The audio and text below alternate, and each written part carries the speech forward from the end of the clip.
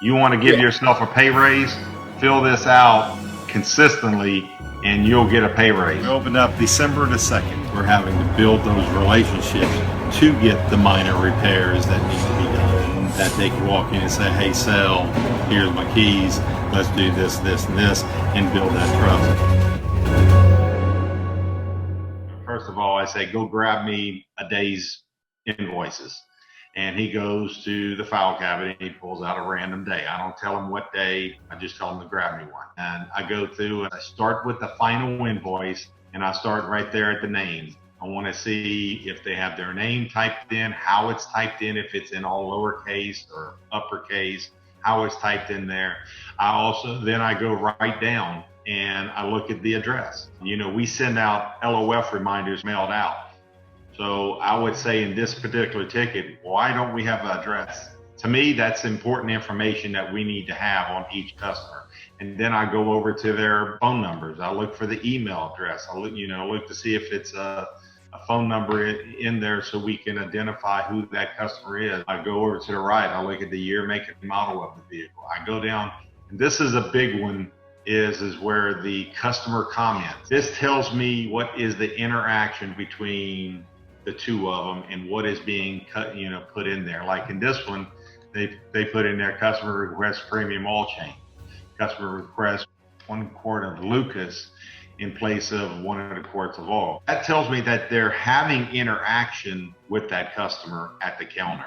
And I look at the tech comments. I want to make sure that we're putting that, okay, the check engine light was on, or the coolant light was on, or if there was any type of damage to the vehicle prior to service. I'm also looking for any notes about oil leaks or transmission leaks or power steering leaks, anything that would say, okay, we're doing what we're supposed to. Then I drop down to the recommended services. I very quickly pick up that they're wasting ink. And how are we wasting ink? Is because they're putting in a fuel injection cleaning and they're using the add button instead of the recommend button. If you use the recommend button, it doesn't add the part. So you're adding lines, which makes these invoices print out in multiple pages. And I go down to the services. I look at, if the correct amount of oil was put in. In a lot of our computers, we have 4.5 quarts put in as a set quantity. That way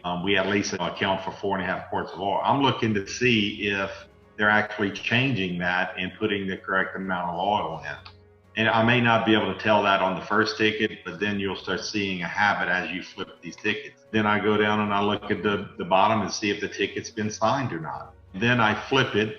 This is the actual estimate that went out into the shop. And I very briefly look at this. And a lot of cases, a lot of our technicians, they'll write comments on here, because that's the first piece of paper they have when they walk out to the car. I'll look to see if there's any comments written there. And I'll flip to the actual VMI, the maintenance inspector. And I want to see the mileage. You have 154,000 miles on it.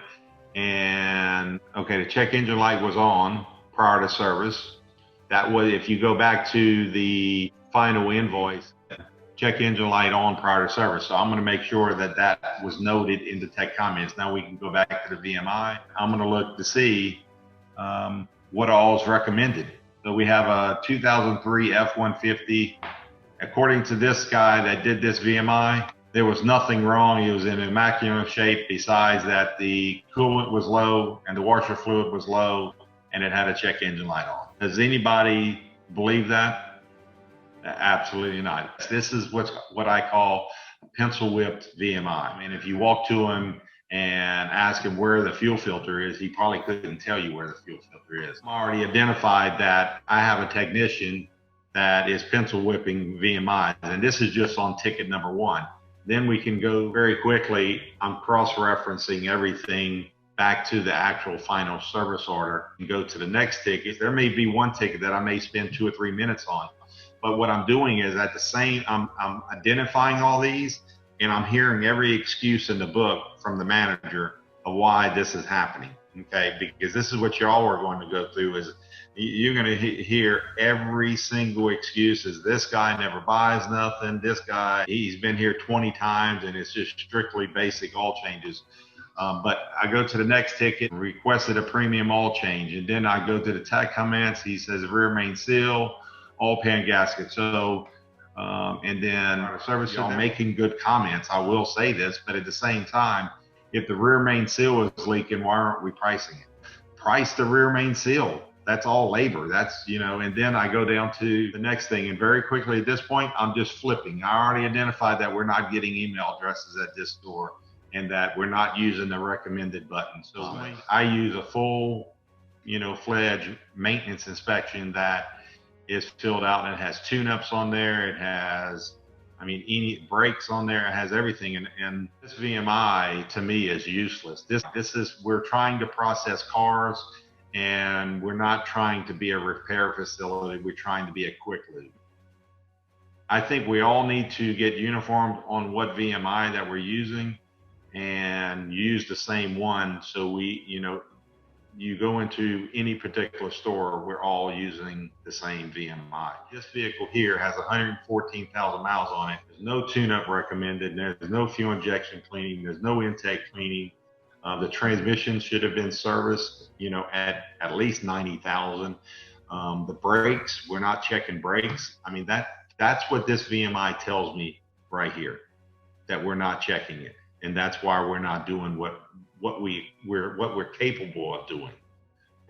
We're missing the opportunities because we're overlooking the opportunities. So here's another car with 102,000, and my focus in this store would be strictly on going to the techs and helping them with VMIs. You take the stack and say you have 30 tickets and 10 of them doesn't have VMIs attached to them. I set them over to the left, okay, because I separate the tickets that have a VMI attached to it and then the ones that don't.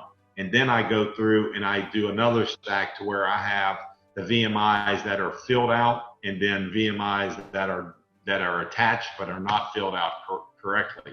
And so I have 3 stacks, and then I go to the stack that has the VMIs that's not filled out correctly, and I try to identify if it's one technician in the store that is not filling them out, or if it's multiple people in the store, because I have to have a plan of action. This is my plan of action, is go in there and flip tickets and identify the issue, so I can go and directly to the source. And it sends me in the direction that I need to work on to figure out why the VMI and to get the VMI filled out. But I think if we all go back to the basics, flipping tickets, and direct ourselves from there, all of us can say that we can look at numbers and we can identify that there's an issue in one particular shop.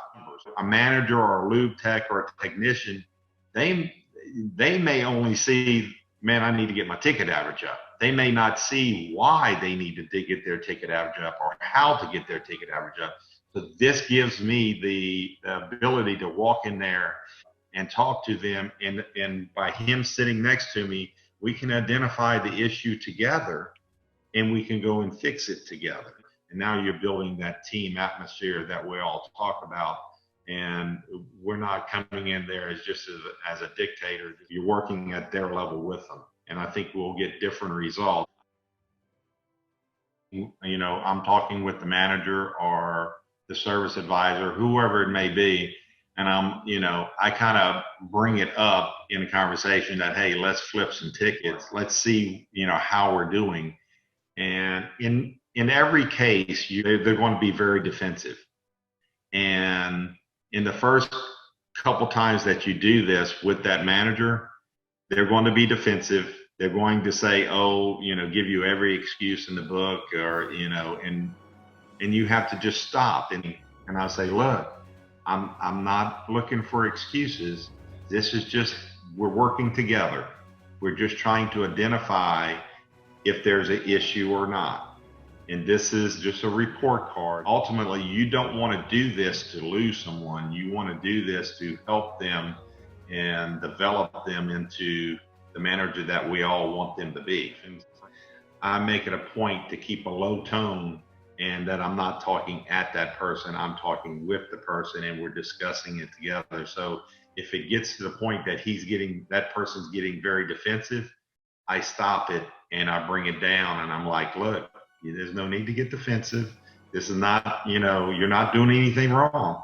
We're just trying to identify what we can do better. And I try to bring it into a positive note. The why is the outcome that you'll start getting instantly of it brings attention to an area that needs attention back, because in the middle of the heat of the battle is the wrong time to try to identify that we're not filling out VMIs or we're not getting email addresses. What I always say is we have to be consistent in everything that we do. This is a way to identify the process, what we're lacking the process, because when that manager's out there and he has a full shop, he doesn't have time to worry about if a VMI is being filled out correctly. It's perfecting the process that everybody talks about. The process is getting the car in and out as quickly as possible and efficient with recommendations, planting the seeds for the customer to come back. So when you have a process that we can all work on and we all do the same process, I think it makes the job easier and stress-free. And by going out there and talking to them and doing training on VMIs, that's getting them involved and getting them to understand that there is a process here. If you have 5 guys all on the same page, man, your life is a whole lot easier, man. If we all did this and we got all of our shops more consistent on filling out a VMI, that alone changes the entire outcome, and that's dollars. All I need to do is get him to fill out a VMI and get the next stage is that person to sell that VMI, and the process is there at that point, and the outcome is already known. We're going to be successful. This whole process that I'm talking about, it works, man.